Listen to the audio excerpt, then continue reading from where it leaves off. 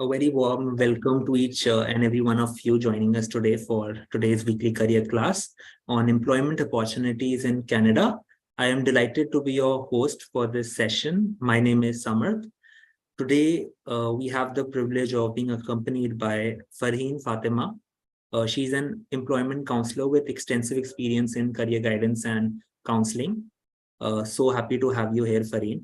With her expertise and knowledge in the field, she will be sharing invaluable insights and tips on navigating the job market in Canada. So that will hopefully enable you to explore a wide array of career options. So before we begin, like always, I'd like to mention that if you have any questions, please feel free to ask them in the live chat option. We will try our best to address it as time allows. So without further ado, Farheen, welcome once again. Audience, let's welcome Farheen and let's ask her to take over. Thank you, Farheen. You may take Thank over. you so much. Thank you so much, Samarth, for the warm welcome and a very good evening to everybody joining from India and a very good morning for everybody standing from the Eastern time zone. So as Samarth mentioned, my name is Farheen Fathima and I'm a counselor and currently I'm working as an employment counselor in Canada. So today I've got this opportunity to discuss about the employment opportunities in Canada. So without wasting any time, let's just dive in. So before we move ahead, let's just understand about the country Canada in itself. So in the past half century, Canada has gained the name and fame for being immigrant friendly because it's open to inviting people from all over the world and offering employment opportunities. So basically, Canada is made up of like 13 provinces and territories in total, which has like 13 provinces and 3 territories, out of which we will be discussing the employment opportunities in the 4 main provinces, which are considered to be immigrant friendly, with respect to the weather conditions, with respect to the employment services and programs. So we'll be discussing in detail about the employment opportunities in Ontario, British Columbia, Alberta, and Quebec. So amongst these 4, Quebec would be the least preferred for immigrants, especially from India, because this province requires fluency in French. Even if you travel to Quebec and you want to communicate in English, they will respond back to you in French because they are that determined and strong about their language. So Alberta, British Columbia, and Ontario would be the next 3 options that you could consider, in which Ontario is the best with respect to the weather and the employment opportunities. And trust me, 80% of the Indian population you would find in Ontario, all the immigrants. So this is very friendly to us. Now, talking about the job market and the labor market in Canada right now, we all know that it's not hidden that the world was hit by a pandemic recently, right? From 2019 until 2022, it was all a mess. And we took a lot of time to recover. And so is the economy still under recovery, right? So back in 2019, of course, due to the pandemic, there were a number of people who were laid off from their jobs, and it was a huge depression in economy, right? So luckily, since 2022, everybody is got back in action, and we have started like progressing towards establishing more employment and opportunities for people, and trying to get back as many as people we can into the workforce. So the report that you see on screen is basically like every month, Canada generates its employment report, so which you can find on Job Bank Canada. So as per March, like from February to March, Canada has added like 35,000 jobs to its people and citizens in the country. And we are going to like discuss this a little in detail with respect to every province. And most of these jobs were basically added off in the private sector, whereas the public sector and the self-employment had its stagnant stability that was followed. So moving on to the employment rate in the different provinces that we discussed. So in Ontario, as you can see the number, it's like the working population in Ontario is 7,886,700. So that's a huge population living in Ontario. And the good thing is that all of them, these people are like employed. And as per March, it has seen a 0.3 percent increase in the employment. So this report is generated in March, right?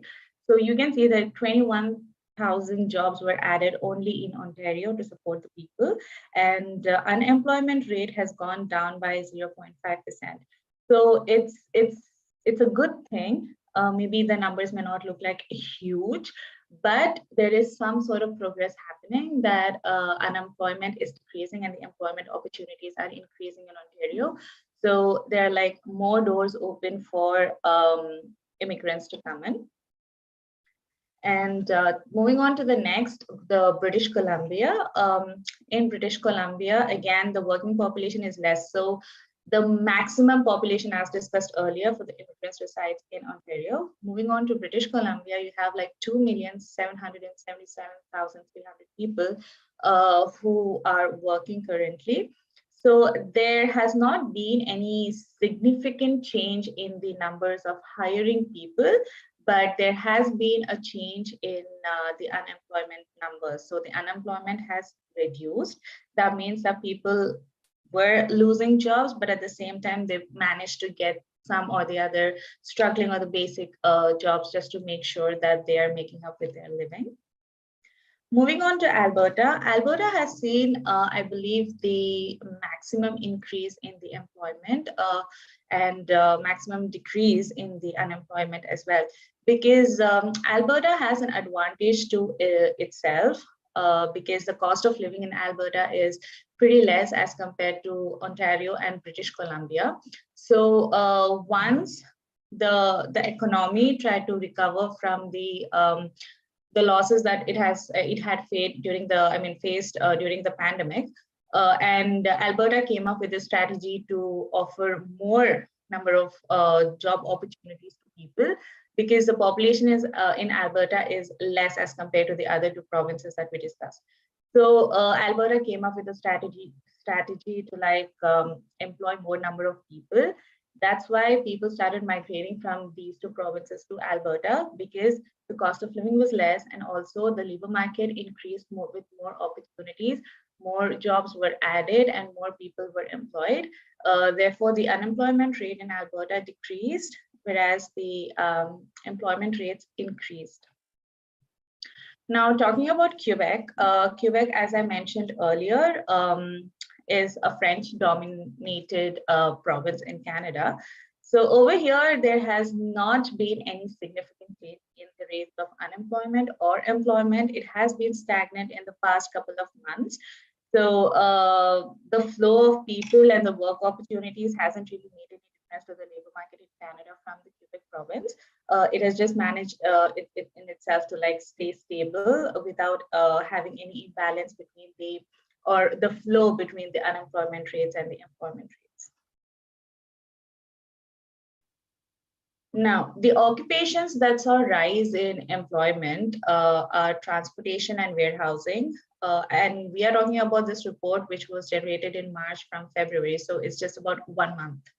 And you could see that 41,000 workers were added for transportation and warehousing. So transportation and warehousing is one of the most in-demand jobs in Canada. Building and other services had like 31,000 workers added up, and the finance industry, insurance, real estate, rental and leasing, they had like 19,000 workers added. So in Canada, these three are considered to be one of the most demanding, other than the other demanding jobs that we are going to discuss further. Transportation and warehousing, because Canada tends to import most of its goods and necessities from other parts of the world. The reason being that the climatic conditions over here don't really support a lot of agricultural activities, because whatever you can do, you could do only for like say 5 to 6 months a year, and the rest it should be either lab cultivated or it should be imported. So right from your daily commodities to your furnitures and whatsoever, it's kind of like imported from different parts of the world. Therefore, the transportation and warehousing is huge in Canada. You have like huge warehouses, and the demand and supply for warehouse workers, supply chain management is huge. And talking about building and other services, if you talk about like construction, then basically it's like again very it's the labor market. Actually, the labor in Canada is expensive. We are lucky enough, like in India, labor is cheap, but here it's really expensive. So people tend to like even go to the extremes of like doing most of their interiors at home by themselves and handling, I mean, having people, right? So construction workers saw a huge increase, and also when you see the teaching assistants, and also the another important field in Canada for jobs would be the daycares and early childhood education. So here the culture of daycare is more probably than anything, I would say, because parents tend to go out of work and they just leave their children at daycare. So there has been a significant increase in the supply for the supply teachers and the early childhood education assistants than early childhood educators themselves. And another main industry in Canada is definitely finance, insurance, real estate. Real estate is on boom right now due to inflation. The costs of like the prices of the rental prices and the property prices have like really gone high, and it's like a dicey situation for the real estate agents right now. So finance is a very good industry over here, especially if you could manage to get into the finance district of Toronto. It's like a very good opportunity for you. So we'll be discussing all of these in details, but the amount of job opportunities that were created and added to the existing portal, you can see the numbers on screen. Now, classification of jobs. Now, to understand what field you want to go into or what kind of job do you want to do in Canada, this is one of the simplest ways to understand.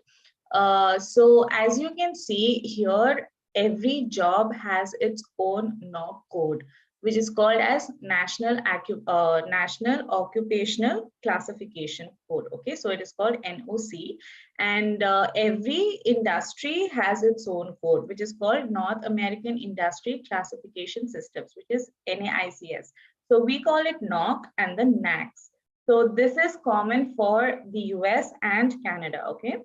Now, all the job titles and all the job opportunities are divided into these 6 tiers: tier 0, tier 1, tier 2, tier 3, tier 4, and tier 5.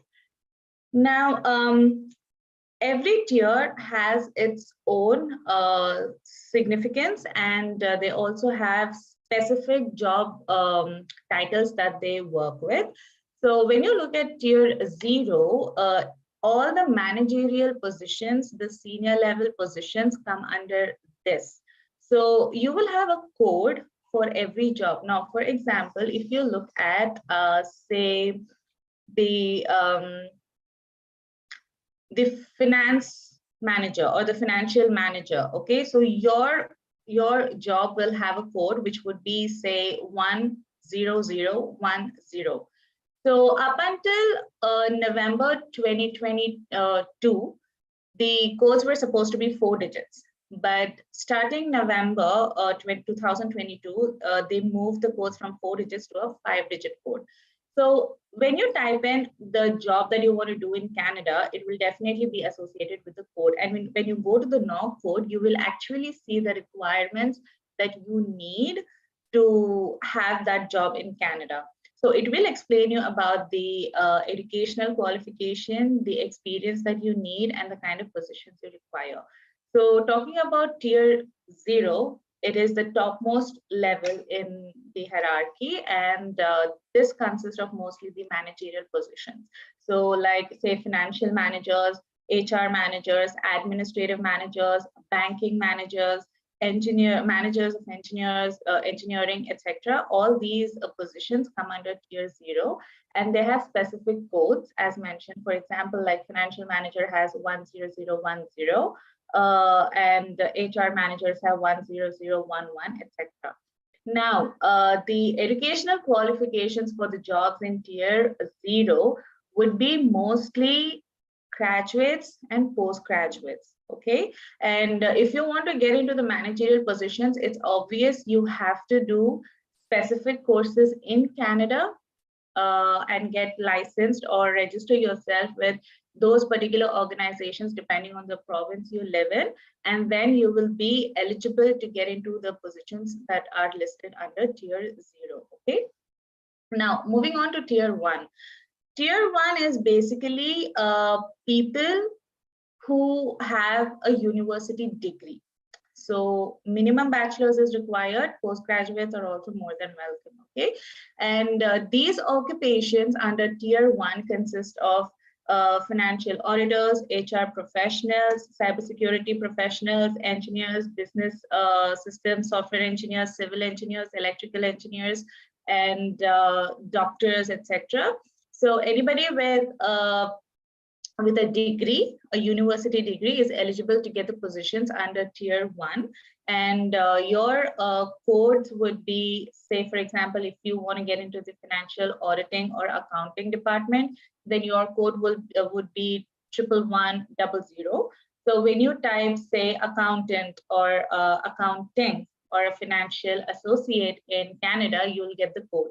And that code determines the field you're going to work in and the qualifications that you may want. Okay, and then moving on to tier 2. Now tier 2 is basically a person with a certification or a diploma course and apprenticeship training. Okay, so here you don't have to be a university graduate.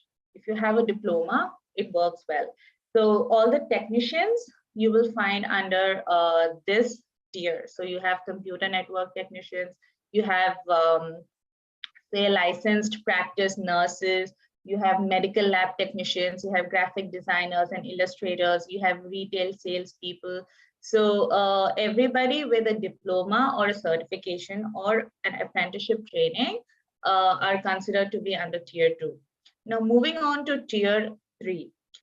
This tier consists of people who require to have a college diploma and the apprenticeship of less than 2 years. So in the previous one, 2 years and more experience was required along with their apprenticeship, but here it's like apprenticeship of less than 2 years.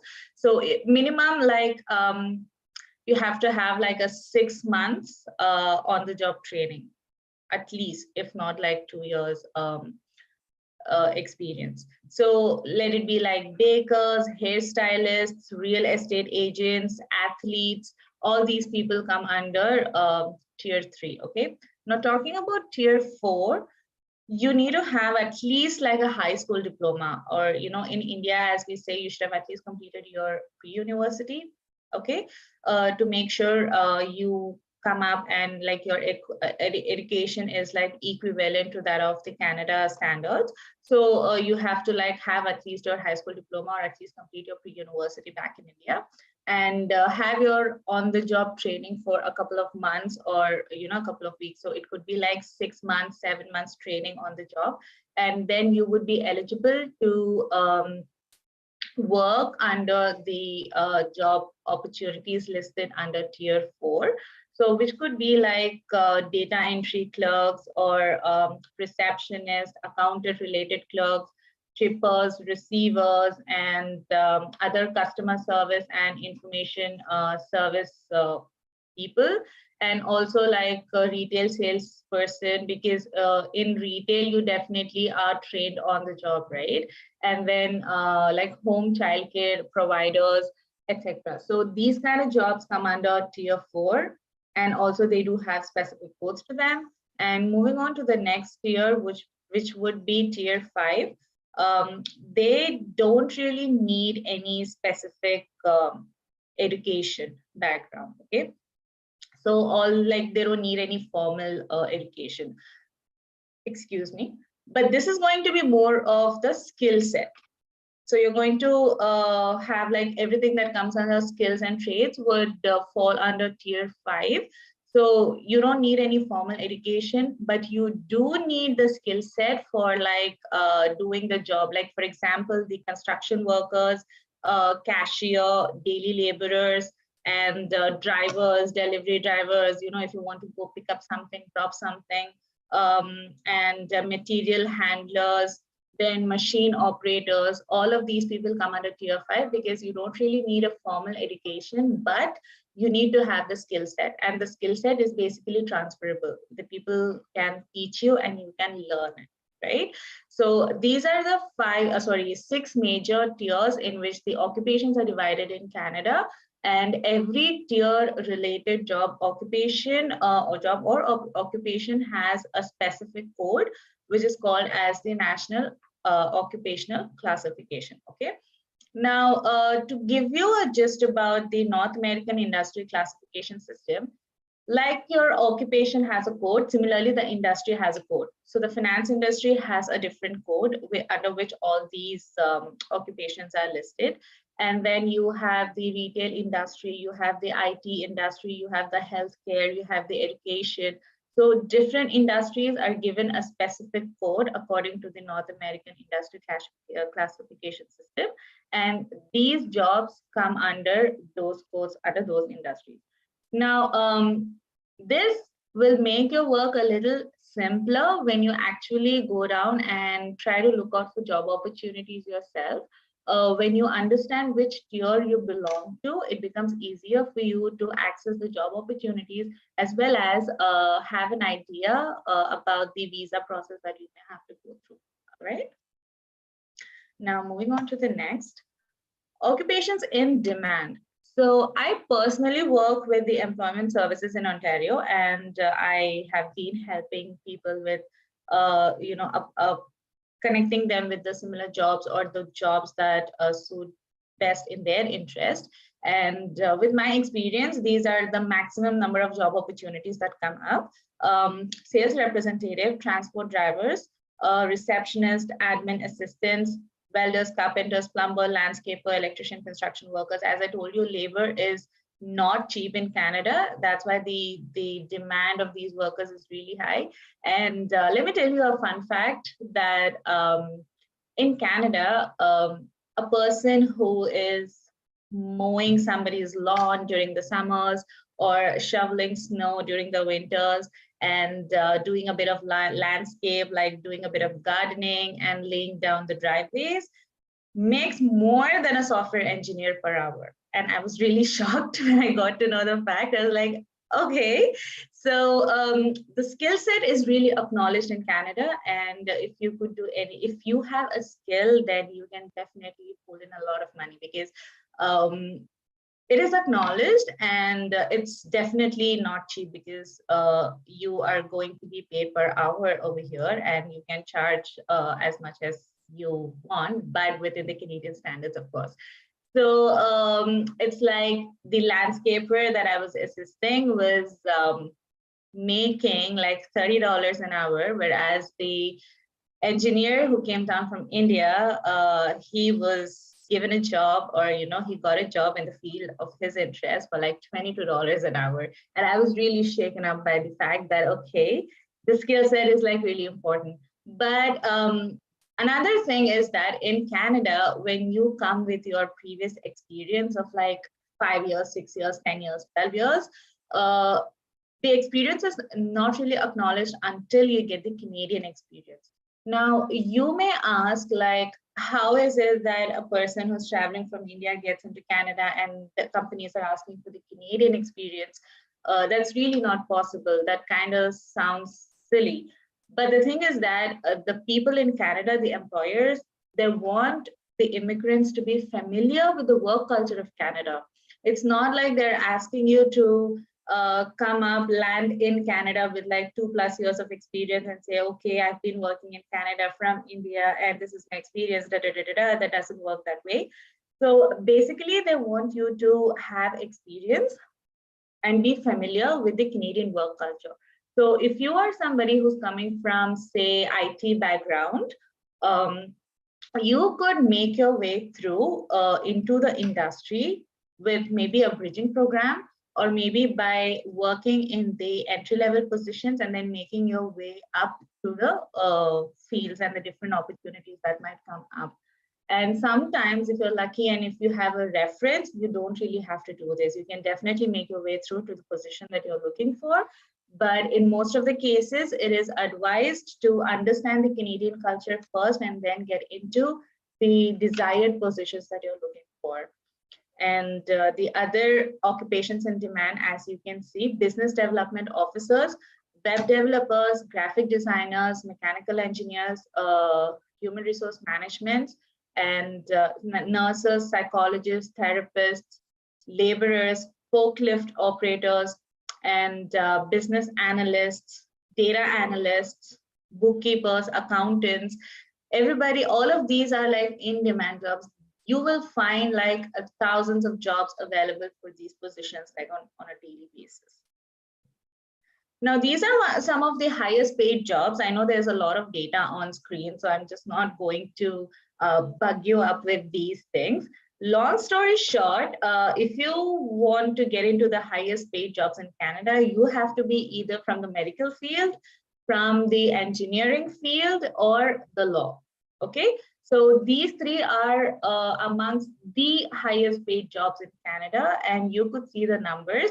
I may not even be able to calculate how much would that be into the Indian currency, but yeah, the top three classes in which you could you could say like the highest paid jobs in Canada would be would land up in like medical, engineering, and of course law.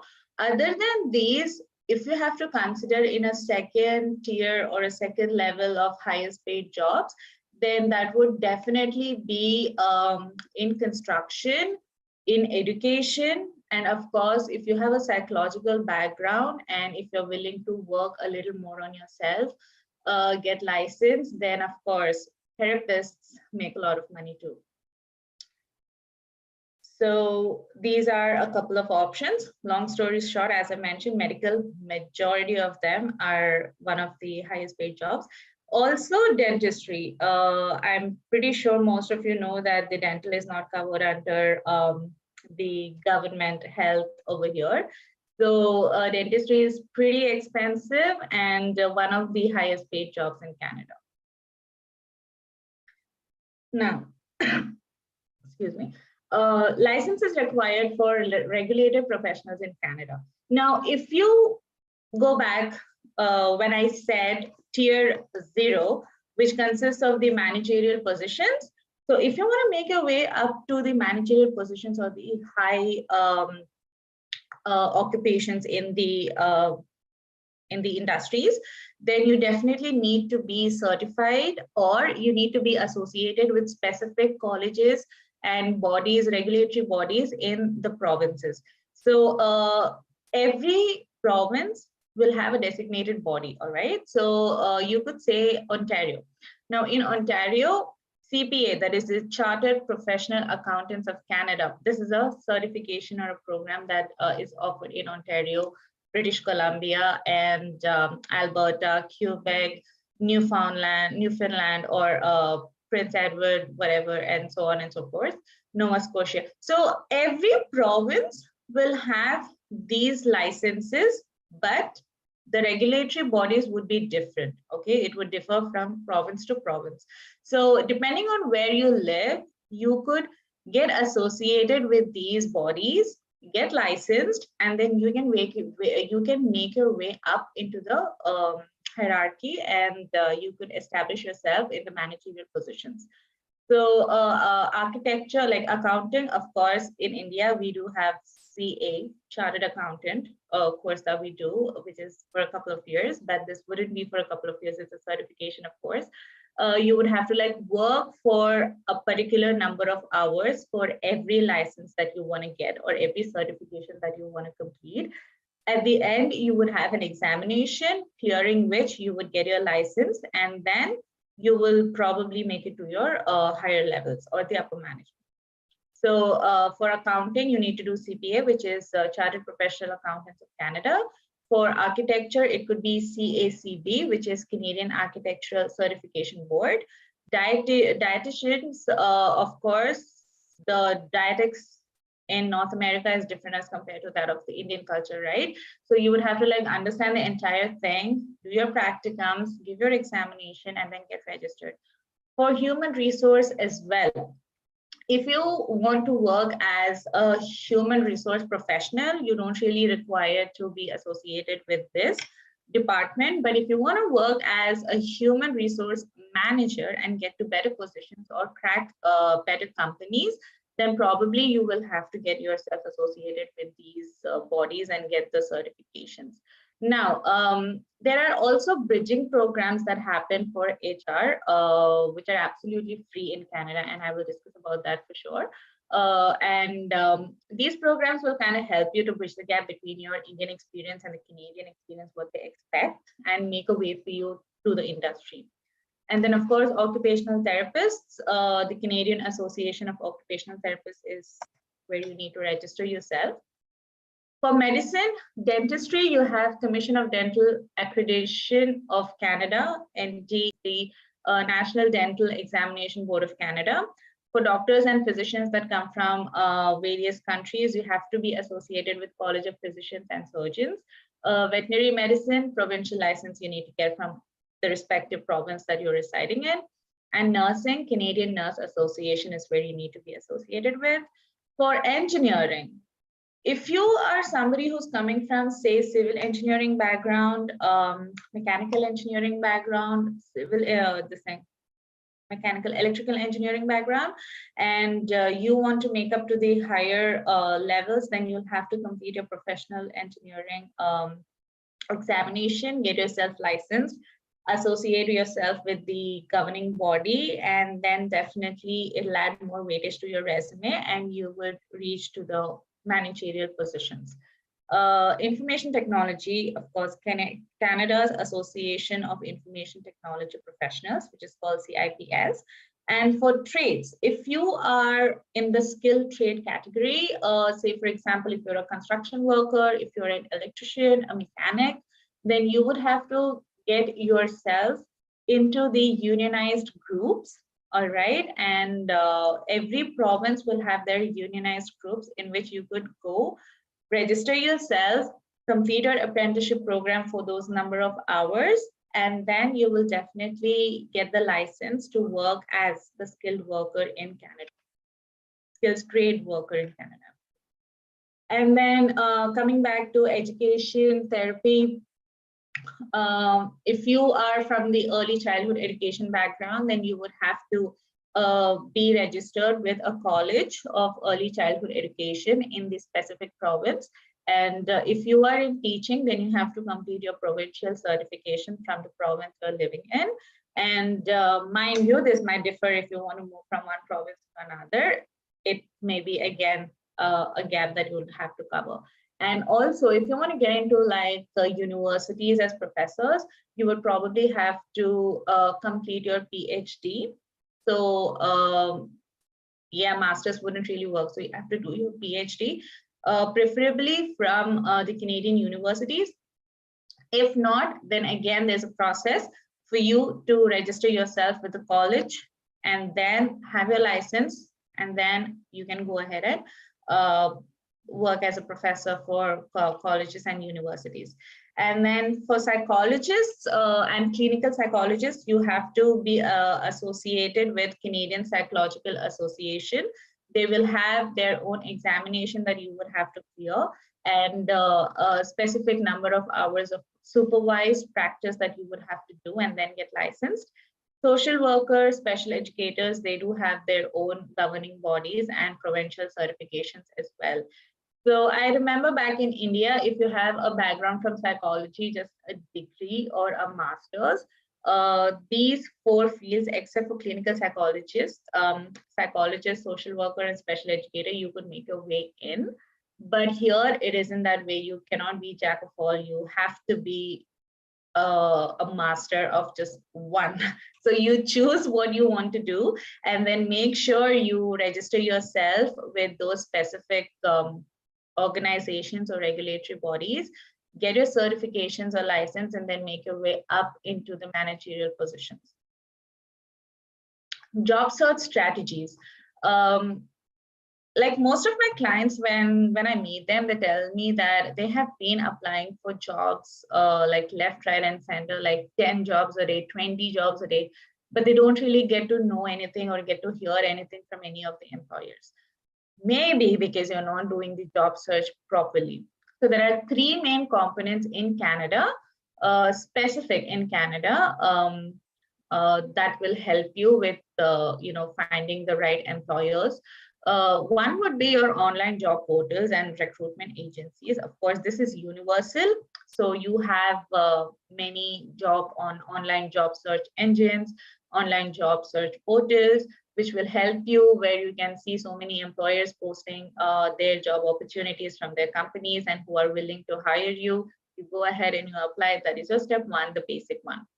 Then you have community job fairs and career events, social media and connections. Every month, you will have at least 2 to 3 career fairs that happen, which are for free. You just have to register yourself and go. This could be virtually or this could be in person, all right? So it's going to be a job fair where there are going to be multiple companies coming together for the hiring events. Please carry your resumes. If you're coming to Canada and attending any of these events, please carry your resumes with you, updated. And before you actually go to a job fair, decide what kind of positions are you targeting. Okay, if you're targeting at the basic entry-level positions, maybe for an administrative assistant or a receptionist, make sure your resume is tailored to the skill set of these jobs. If you're applying for cybersecurity professional, make sure your resume is tailored to this one. If you're applying for a software engineer, make sure your resume is tailored to this. So carry multiple resumes with you. And when you meet the employers, introduce yourself, and then you can submit your resume, speak with them.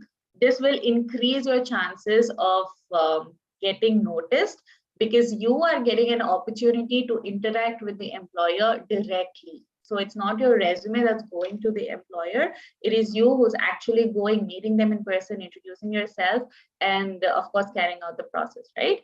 So I would highly recommend if you could attend these events. And one good thing that I came across in Canada that I really like is the employment service providers. I'm going to discuss about this in detail in the further slides because it's very interesting. So for now, let's just complete the first two. These are some of the basic job portals in Canada, all right? Canada Job Bank. So when you go to the job bank, you will get the in and out details of all the employers and the occupations that are available, okay? Along with the reports that they generate every month, depending on like the employment rates and the unemployment rates. So Job Bank is one, ZipRecruiter is another one. Eluta, Workopolis, Indeed, LinkedIn, these are really important. These are like one of the best and the authentic job search portals in Canada.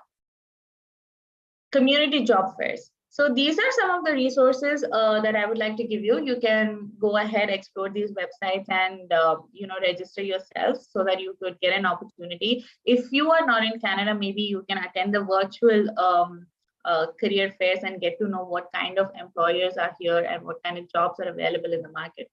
So Career Fair Canada, Jobs Canada Fair. Now these are all from the government. So they're really authentic, no fake business, okay? And then you have recruitment events, which is definitely from Government of Canada, Hire Canada, Tech Talent Canada Job Fair, and Canada Job Expo. So these are most of the websites that are governed by the ministry itself. And you will find jobs posted over here from like, the career fairs and the employers coming in together from all over Canada. So you'll have job postings and fairs that you would get to know from all the provinces, not just restricted to the 3 or 4 that we discussed. And Eventbrite. I would highly recommend, if you're coming to Canada, register yourself with Eventbrite, because they will keep notifying you about the events that's going to happen around you, from job fairs to the entertainment, of course. Now, social media interactions. It's very important for you to build your network and establish yourself in a community when you come here, because references are really important if you want to get into a company for a good position. So you will find groups on Facebook, like like Indians in Toronto, or Indians in Ontario, Indians in Brampton, Indians in British Columbia, so Indians in Vancouver.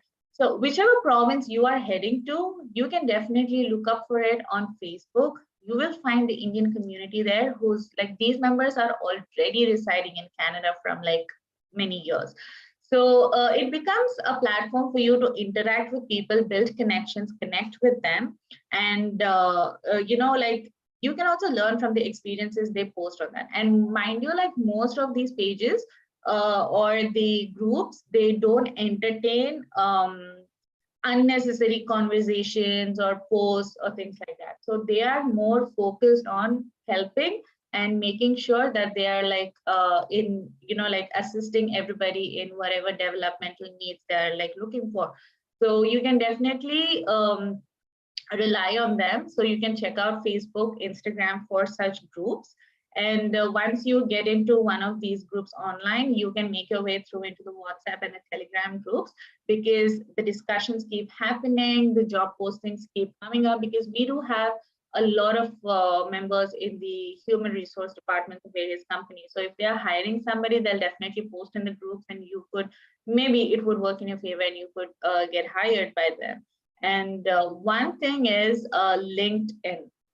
If you do not have a LinkedIn account, I would really request you and recommend you to have one, at least now, because this is one way that you could make your way into the Canadian labor market.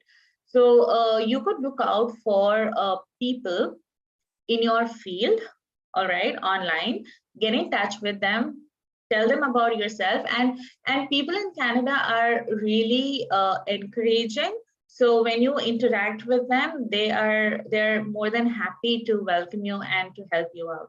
So it's not just about like restricted to a particular community, but in general, people in Canada are welcoming. So you can definitely reach out to the employers through LinkedIn, drop them texts, messages, try to connect with them, increase your network as much as you can, because Canada is a huge country. And when you land in here, like, only you just can't stay with just hoping for like one person would help you or two people might help you. You have to spread your network as wide as possible and try to reach out as many people as you can for to make your way into the workforce through references. Now, talking about the employment service providers, every province has employment service providers, and these service providers are government funded, and they provide all the necessary services that a new immigrant might require. Okay, and their services are not just restricted to immigrants, it's also for refugees, it's also for like permanent residents, open work permit, and but unfortunately it's not for international students. Okay, so this is restricted only to like permanent residents and refugees, but there are some programs that are extended to open work permit people as well. Now, in Ontario, you have these like Achieve, Job Skills, VPI Employment Services. So I personally, I work at VPI Employment Services, and then you have Career Foundation Access, etc., etc. So what do they do? Now, they have a process that they follow. Okay, they register you with themselves. These are private companies, but they are government funded. All right, so you don't have to pay a penny for the services. It's absolutely free. So when you move from India to Canada, if you feel that you want to work on your language skills and your communication skills, then you can register yourself with these service providers. They will refer you to community partners. You could do your language training program absolutely for free. All right. And if you want to network with people, get to know more of them, they have something called as new immigrant services. So they're going to refer you to the new immigrant services, and you will be connected to different communities, and you will be introduced to many more people of the same kind, and that will help you to build your network again and also make friends. And also these service providers will help you with your resume building. They will help you with your mock interviews before you actually go onto the field. And if you require any other skill, like for example, if you may want to learn some of the technical skills or any software in particular, they do refer out to such programs as well, and absolutely free once again. And as I mentioned about the HR bridging program earlier, and we do have something similar for cybersecurity as well. So it's a 10-week program. It's a bridging program for immigrants to make your way into the Canadian workforce without having to compromise or settling down for the entry-level jobs and then trying to make your way up higher. So you have for early childhood education, you have for human resource, you have bridging programs for cybersecurity, etc. And these service providers will refer you to the organizations that conduct those courses, and that would again be absolutely all right. And also these service providers will be tied up with a couple of employers. So they work on an incentive basis also. So what happens is when you're registered and they have an employer who is looking out for a particular, say they're looking out for a cybersecurity professional or a web developer. So the service provider will recommend you to the employer. You are not the one who's going to apply. You are just going to tell that, okay, I'm interested in this job. So the service provider will submit your resume to the employer with a recommendation letter. And that adds a lot of weightage in Canada, because being referred or recommended by a service provider is like giving you a high priority. You will be noticed, your resume will get through, and then they will interview you and hire you. So that is another way why employment services are considered to be really important for new immigrants. Okay. So I have also added, other than the 4 provinces that I discussed earlier, I've also added Manitoba and New Brunswick with the different types of employment service providers. So you could look it up for it online, and you'll get more details. Now, these 2 services are the most important services that you have to watch out for when you are going and meeting with a service provider, employment service provider. One is the new immigrant service. The other one is the youth employment or skill development program. Now, new immigrant service, as I told you, they're going to help you with, also under new immigrant services, you do get assistance to settle down in Canada. So you do have somebody called as settlement worker who's going to like help you in finding your house and in trying to like settle you down. And when they find a house for you, if you tell them that you really have no money, so they try to bring down the rates of rents a little bit for you. So these service providers will also evaluate you on your financial stability. And if you fall below the strata of the basic income, then they will try to assist you in the possible ways to make your life a little better. So there'll be assistance, social assistance provided as well. And youth employment and skill development programs. Now, if you're somebody between the age of like 15 to 30 who fall under the youth category, I would highly recommend you to take up this program once you come to Canada.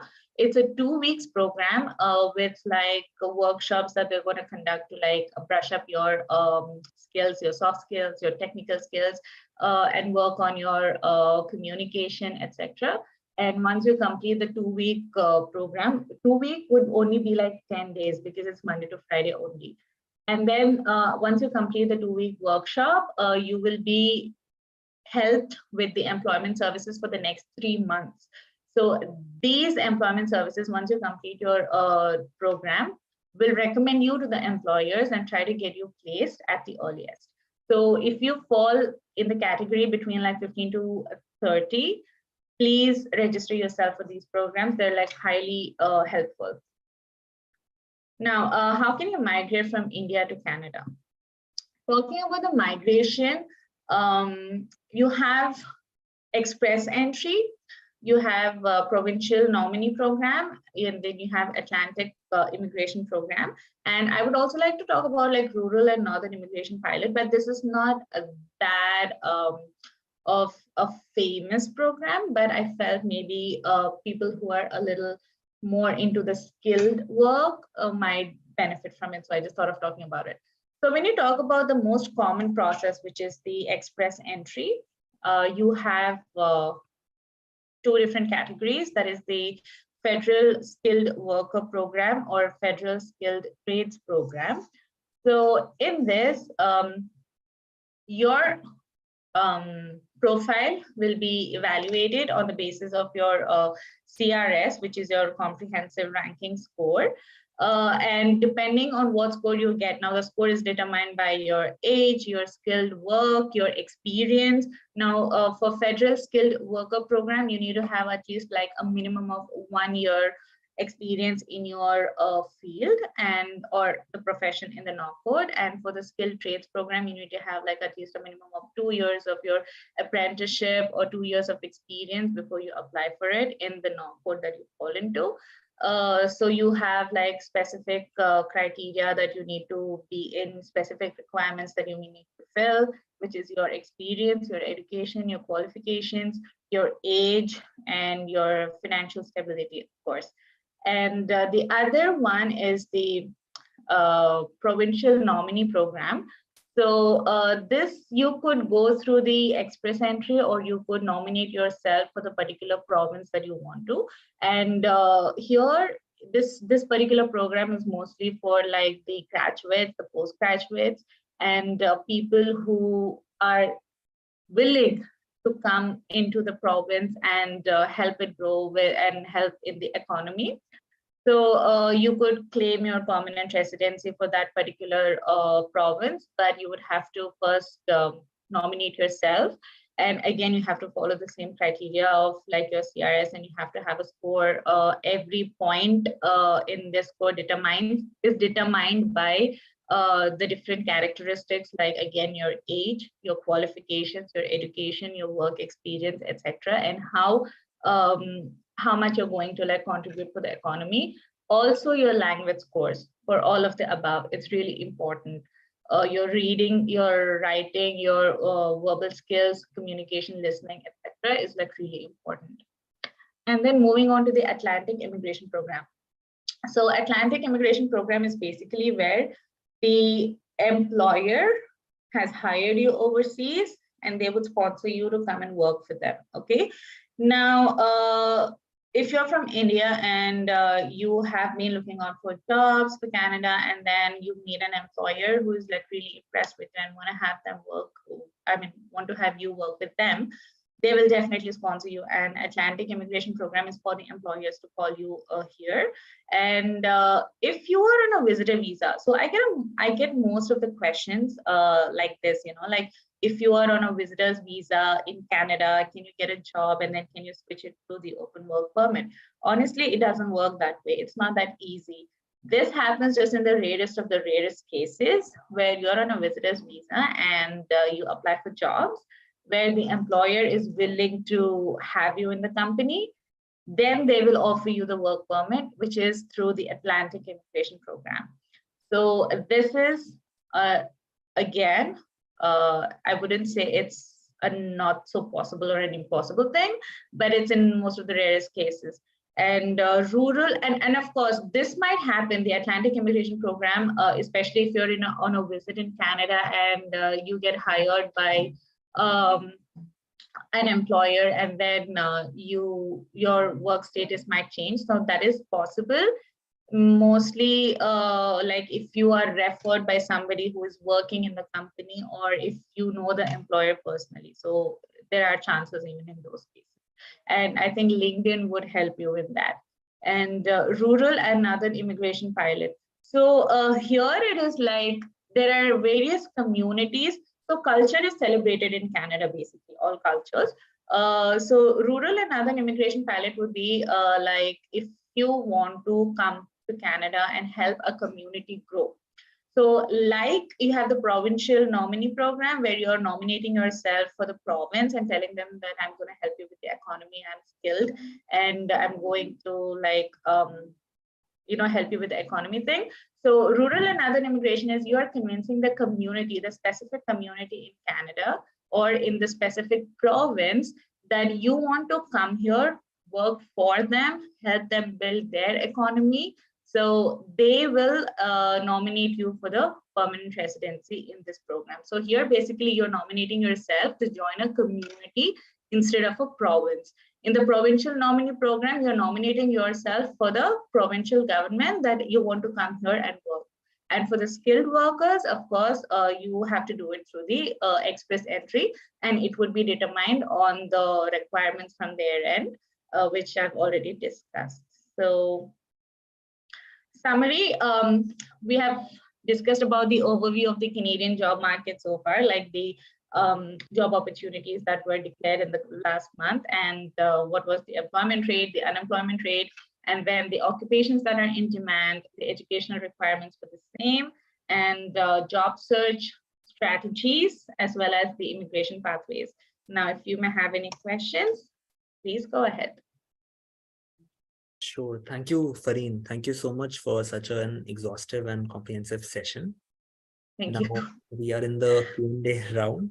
Right, we have a few queries. So although you did touch upon areas, which these questions are about, I'll still ask them anyway, and you can briefly answer them. So one is, there's some confusion amongst the audience, so can people not living in Canada also apply for jobs in Canada?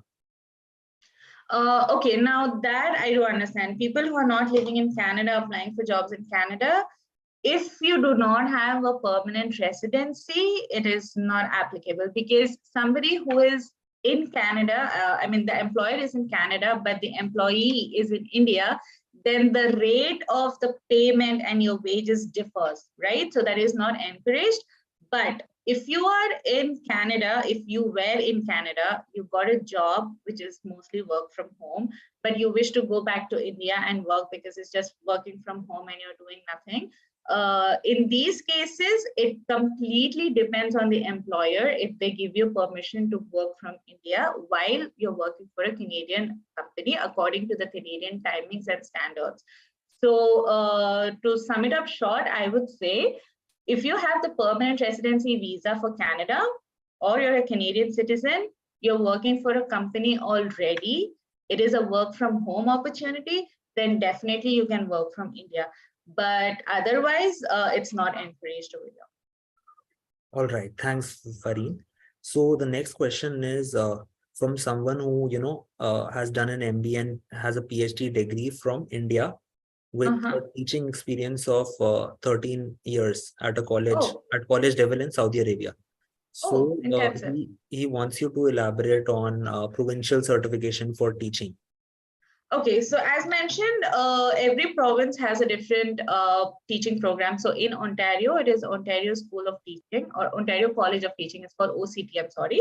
So you have to register yourself over there, okay? And once you, basically when you register yourself, you are trying to get yourself certified according to the Canadian standards, right? So you would have an examination to clear up, and the number of hours that you have to teach or assist already an existing professor and be supervised.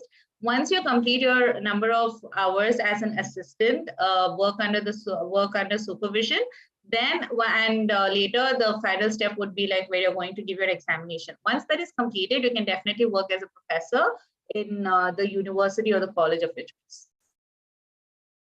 All right, thank you, Farheen, for addressing that.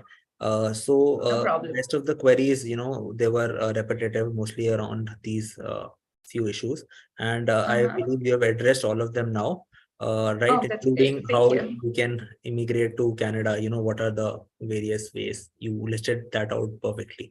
Yeah. So thank you so much, Farheen, and thank you to our audience for listening.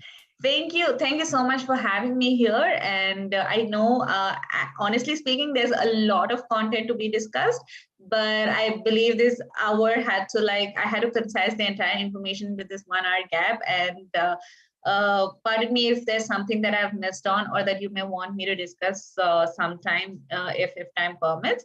But yeah, just keep in mind the things that you may require. I know like when people migrate from India to Canada, they come with like really high expectations that I have 12 years, 13 years, 15 years of experience, 10 years of experience in IT. I'm definitely going to rock it in Canada. Honestly, when you come down, they will ask for your Canadian experience. So please, before you land in Canada, try to establish your network. That will make things easy for you. Try to look out for the bridging programs from the employment services that will open the doors for you. And then you can definitely continue the journey without any halts. But otherwise, be prepared that don't be disheartened. Like if you come here and if you say I have like 5 years of experience, but why am I not getting a job? That is because the labor market wants you to be a little familiar with the Canadian work culture. So you have to start off with maybe a junior level position and make it to the higher level. So once you complete your 1 or 2 years in Canada, your previous experience will be added on and it will be taken forward. So that will add as a benefit for you, maybe like after 2 years or 1 year after you start your job over here. Okay. So I wish everybody all the very best who is planning to come here for higher studies or for employment. If you happen to land in Ontario, you can definitely contact me. I told you where I work. But other than that, I really wish you all the very best. And I thank iDream Career for this opportunity for, discussing and having everybody around and discussing about the employment opportunities in Canada. So thank you. Thank you, Farheen. Thank you, audience. And we'll see you next week with another session. Bye for now.